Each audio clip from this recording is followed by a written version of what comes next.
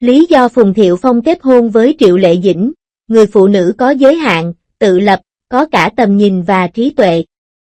Mặc dù Phùng Thiệu Phong và Triệu Lệ Dĩnh đã ly hôn, nhưng gần đây tôi xem cảnh Triệu Lệ Dĩnh và Phùng Thiệu Phong đoàn tụ vì con sau khi ly hôn, tôi thực sự cảm thấy Triệu Lệ Dĩnh là người phụ nữ có ranh giới. Ngay cả khi Vương Lực Hoành người Đài Loan ly hôn, vợ cũ của anh vẫn đào lại mọi chi tiết nhỏ nhặt về mối quan hệ của cặp đôi, nói rằng gia đình người đàn ông kia coi thường và làm nhục cô. Nhưng trong trường hợp của Phùng Thiệu Phong, mọi người đều thấy rằng Phùng Thiệu Phong hành động như thể không có chuyện gì xảy ra sau khi anh ly hôn với Triệu Lệ Dĩnh. Và anh không cần phải lo lắng về việc vợ của đột nhiên phát điên hoặc tấn công anh. Dù sao đi nữa, không chỉ người ngoài mới nghĩ Triệu Lệ Dĩnh tốt bụng và có chừng mực. Người ta nói rằng Phùng Thiệu Phong cũng rất vui mừng khi vợ cũ của anh là Triệu Lệ. Chi tiết những tiết lộ sau đây về lý do Phùng Thiệu Phong kết hôn với Triệu Lệ Dĩnh. Có lẽ bạn cũng có thể cảm nhận được Triệu Lệ Dĩnh giỏi đến mức nào. Đầu tiên, tiết lộ rằng Phùng Thiệu Phong rất ngưỡng mộ tính cách biết kiềm chế của Triệu Lệ Dĩnh. Bởi vì lòng tốt của phụ nữ quyết định giới hạn dưới của hôn nhân. Một số chuyên gia về hôn nhân cho rằng khi một người phụ nữ chọn một người đàn ông, điều đầu tiên cô ấy cân nhắc chính là tính cách của anh ta, bởi vì nếu một người đàn ông có tính cách tốt thì có nghĩa là yêu cầu tối thiểu của người phụ nữ để kết hôn sẽ không thấp. Khi một người đàn ông chọn một người phụ nữ, điều đầu tiên anh ta cân nhắc là lòng tốt. Bởi vì nếu người phụ nữ tử tế thì sẽ không có bất kỳ sự lộn xộn nào trong hôn nhân. Ngay cả khi họ ly hôn, người đàn ông biết rằng anh ta sẽ không phải chịu bất kỳ mất mát nào. Ngoài ra, con cái được điều đó có nghĩa là tính cách của cô ấy được đảm bảo.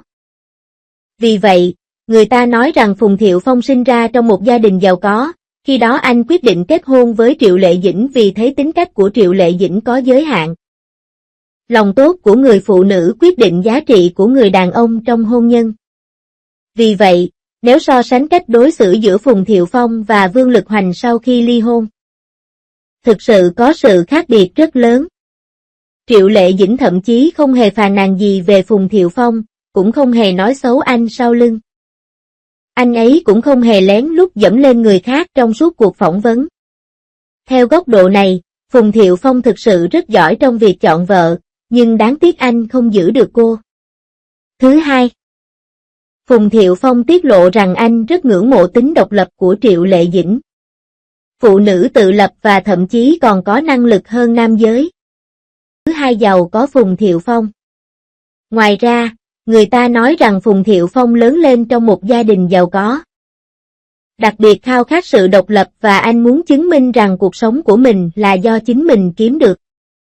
Vì vậy, sau khi tốt nghiệp Học viện Hí kịch Thượng Hải, Phùng Thiệu Phong về cơ bản không ở nhà mà dựa vào cha mẹ hỗ trợ, hoặc nhờ cha mẹ hỗ trợ. Thay vào đó, anh làm việc không ngừng nghỉ trong đoàn và tự nuôi sống bản thân bằng thu nhập của mình. Bản thân Phùng Thiệu Phong mong muốn sự độc lập, trên thực tế, yêu cầu của anh đối với bạn đời của mình cũng là sự độc lập. Xét theo tính cách của những người bạn gái tin đồn của Phùng Thiệu Phong như An Y Hiên, Dương Mịch và Nghê Ni, có thể thấy Phùng Thiệu Phong rất coi trọng những người phụ nữ độc lập. Cho nên Triệu Lệ Dĩnh rất tự lập, thậm chí còn có năng lực hơn cả đàn ông, điều này khiến cô đặc biệt hấp dẫn Phùng Thiệu Phong. Thứ ba, Triệu Lệ Dĩnh vừa có tầm nhìn vừa có trí tuệ. Cô sinh ra ở vùng quê nhưng biết cách chọn kịch bản và luôn nỗ lực làm việc. Việc này không dễ dàng. Mặc dù mọi người thường nói Triệu Lệ Dĩnh tốt bụng và có giới hạn, nhưng thực tế, Triệu Lệ Dĩnh không hề ngốc. Cô ấy đã có thể thành công trong ngành giải trí. Và xét đến việc cô ấy xuất thân từ vùng nông thôn, cô ấy hẳn phải có cả trí tuệ và tầm nhìn. Bạn nên biết rằng Triệu Lệ Dĩnh đã đóng vai chính trong các bộ phim truyền hình nổi tiếng như Truyền thuyết Lục Trinh, Đến đây nào, Tình yêu của tôi, Hoa du ký y vân vân. Trong ngành giải trí có nhiều minh tinh nữ như vậy, tại sao đều được Triệu Lệ Dĩnh lựa chọn đóng phim truyền hình này? Chắc hẳn Triệu Lệ Dĩnh có tầm nhìn tốt, đầu óc minh mẫn. Cô ấy biết điều gì là tốt cho mình. Những vai diễn ba đời đằng sau những giọt nước mắt của Triệu Lệ Dĩnh thì thầm dỗ cô ngủ vào đêm khuya và đôi bàn tay nắm chặt bên giường bệnh. Cô ôm người mẹ xa lạ với đôi mắt đỏ hoe. Mẹ đã dạy trẻ con lắng nghe thế giới, và những câu chuyện của mẹ đã dạy chúng con lắng nghe cuộc sống.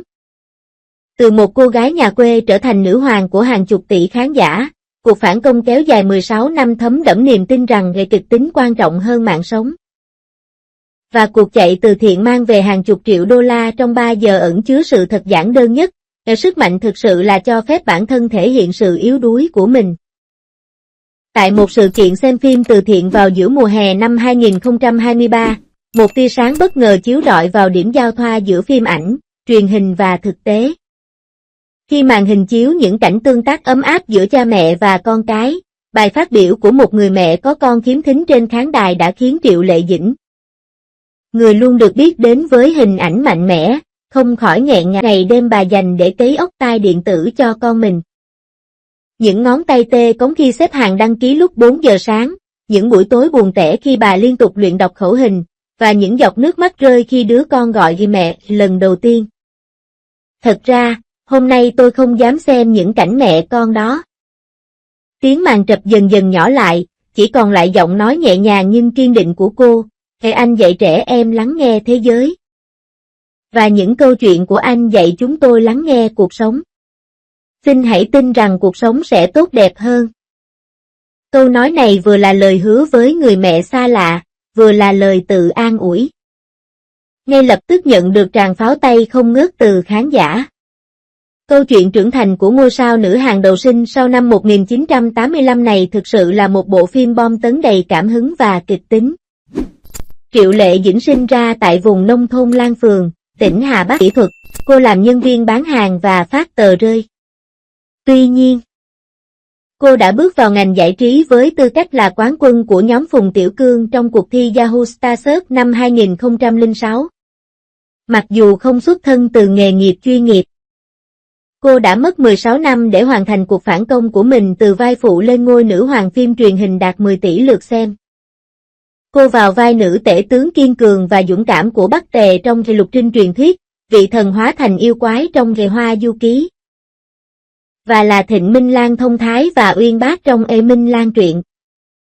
Cô đã đặt ra chuẩn mực trong lĩnh vực phim cổ trang với diễn xuất đầy cảm xúc của mình. Cô con dâu nhà quê Hà Hạnh Phúc trong bộ phim Hạnh Phúc Muôn Nhà năm 2022 đã chứng minh thêm khả năng xử lý chủ đề hiện thực của mình. Đằng sau thành tích 3 lần giành giải Đại Bàng Vàng và được đề cử 2 giải Magnolia là phong cách. Cô bị thương lưng vĩnh viễn do ngã ngựa khi quay phim The Palace và tăng 20 kg để vào vai một nữ doanh nhân trong Miss Sung Win. Mỗi vai diễn của cô đều thấm nhuần niềm tin nghề nghiệp của cô rằng nghệ kịch tính quan trọng hơn cuộc sống. Trong những cảnh quay cha mẹ và con cái được paparazzi ghi lại, hình ảnh cô tập trung ngồi xổm xuống để chỉnh lại góc quần áo của con. Cùng tiếng cười sảng khoái khi đuổi bắt và chơi đùa trên sân chơi tạo nên sự tương phản tuyệt vời với hình ảnh nữ anh hùng trên màn ảnh. Trong giờ nghỉ ghi hình ở nhà hàng Trung Hoa, cô cười ngượng ngùng khi xem đoạn video con trai mình đang bi bô nói chuyện điện thoại, cho khán giả thoáng thấy màn pháo hoa dưới vầng hào quang của ngôi sao hàng đầu. Trong những cảnh quay cha mẹ và con cái được paparazzi ghi lại, hình ảnh cô tập trung ngồi xổm xuống để chỉnh lại góc quần áo của con. Cùng tiếng cười sảng khoái khi đuổi bắt và chơi đùa trên sân nữ anh hùng trên màn ảnh. Trong giờ nghỉ ghi hình ở nhà hàng Trung Hoa, cô cười ngượng ngùng khi xem đoạn video con trai mình đang bi bô nói chuyện điện thoại, cho khán giả thoáng thấy màn pháo hoa dưới vầng hào quang của ngôi sao hàng đầu. Trở thành một người mẹ đã dạy tôi cách hiểu thế giới theo cách nhẹ nhàng hơn, cô thú nhận trong một cuộc phỏng vấn.